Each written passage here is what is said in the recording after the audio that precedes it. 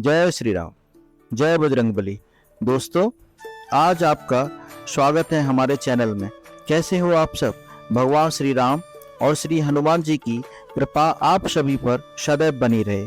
मैं आपका दोस्त सुधीर आज आप लोगों के समक्ष एक ऐसी सत्य घटना लेकर आया हूं जिसमें श्री हनुमान जी साक्षात राम कथा में प्रकट हुए। हमें इस पता चलता है कि आज कलयुग में भी श्री हनुमान जी अपने भक्तों के लिए दौड़े चले आते हैं। आज भी साक्षात श्री हनुमान जी हमारे जैसे मानव की असंख्य समस्याओं का समाधान करते हैं और जीवन खुशियों से भर देते हैं। हमारे ऊपर भी भगवान श्री हनुमान जी के अनेक उपकार हैं जिनको भुलाया नहीं जा सकता है। हनुमान जी अपने भक्तों को कभी कष्ट नहीं होने देते हैं। आज की सत्य घटना भी ऐसी ही है। सत्य घटना है जिसमें श्री हनुमान अपने भक्त की भक्ति की परीक्षा के लिए राम कथा में स्वयं आए।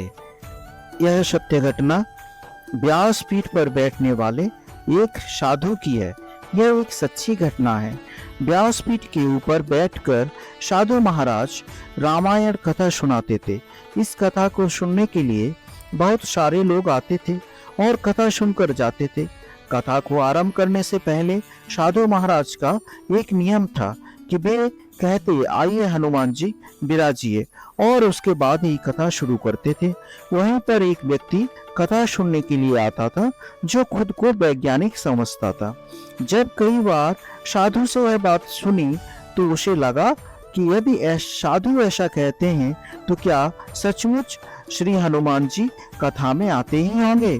कुछ दिनों तक वैज्ञानिक के मन में यह सब चलता रहा कि यह बात पूछे या न पूछे।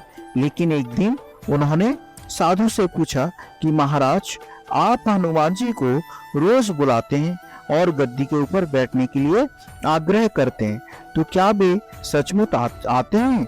उसके बाद साधु ने कहा, हाँ, जब राम कथा होती है तो हनुमान जी आते हैं और राम कथा सुनने के बाद ही जाते हैं। अब वैज्ञानिक को तो सबूत चाहिए था, तो बोला, ऐसे बात नहीं बनेगी। यदि हनुमान जी आपके यहाँ पर आते हैं तो आपको सबूत देना पड़ेगा। हम कैसे मान लें कि हनुमान जी यहाँ पर आते हैं? उसके बाद साधु ने कहा कि आस्था और विश्वास को सबूत के साथ नहीं तोला जा सकता। यदि आपको हमारी कथा पसंद नहीं आती है तो फिर मैं बंद कर देता हूँ, या फिर आप यहाँ पर आना बंद कर सकते हैं। लेकिन वह वैज्ञानिक इस बात को कहाँ पर मानने वाला था। उसने कहा कि आप ही तो कहते हैं कि हनुमान जी यहाँ पर कथा सुनने के लिए आते हैं। यदि ऐसा सच में है तो आपको साबित करके दिखाना चाहिए। इस प्रकार से दोनों के बीच खूब विवाद हुआ और उसके बाद साधु महाराज मान गए और उन्होंने कहा कि इस गद्दी को आपको आज घर ले जाना है और उसके बाद वापस लाना है। गद्दी को मैं यहाँ पर रखूंगा और हनुमान जी को मैं यहाँ पर बुलाऊंगा। उसके बाद यदि तुम इस गद्दी को उठा पाए तो इसका मतलब होगा कि हनुमान जी नहीं आए, और यदि नहीं उठा पाए तो इसका अर्थ होगा कि हनुमान जी आए हैं। इस शर्त को मानने के लिए वह तैयार हो गया। उसके बाद दोनों ने अपनी अपनी शर्त रखी। वैज्ञानिक ने कहा कि यदि मैं गद्दी को नहीं उठा सका तो वैज्ञानिक पद को छोड़कर आपसे दीक्षा ले लूंगा, और संत ने कहा कि यदि हनुमान जी नहीं आए तो मैं आपके यहाँ पर चपरासी का काम करने लग जाऊंगा। इस तरह की परीक्षा का नाम पूरे शहर के अंदर हो गया और जो लोग कथा सुनने के लिए नहीं आते थे वे भी आज देखने के लिए आए थे। भक्ति, प्रेम और विश्वास की परीक्षा होने वाली थी। उसके बाद वहां पर गद्दी वहां पर रखी गई और साधु बोले, आइए हनुमान जी महाराज पधारिए।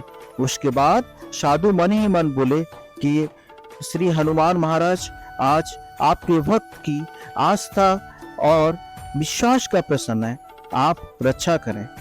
उसके बाद वैज्ञानिक को बुलाया गया और उन्होंने 3 बार गद्दी को उठाने का प्रयास किया, लेकिन गद्दी 1 इंच भी नहीं हिल सकी। उसके बाद वैज्ञानिक साधु के पैर में गिर पड़े और बोले, सचमुच आपकी भक्ति सच्ची है और मुझे विश्वास है कि श्री हनुमान जी राम कथा में अवश्य आते हैं। श्रद्धा और भक्ति से जब हम किसी देव की आराधना करते हैं तो उसके अंदर बहुत अधिक शक्ति आ जाती है। नमस्कार दोस्तों, अगर आप श्री हनुमान जी के सच्चे भक्त हैं तो आपको ये सत्य घटना कैसी लगी? अगर अच्छी लगी तो कृपया लाइक, सब्सक्राइब, शेयर जरूर करें ताकि हम हमारे जैसे अन्य लोगों के दुखों को श्री हनुमान जी की कृपा से कम करने का प्रयास कर सकें। धन्यवाद दोस्तों। जय श्री राम, जय हनुमान।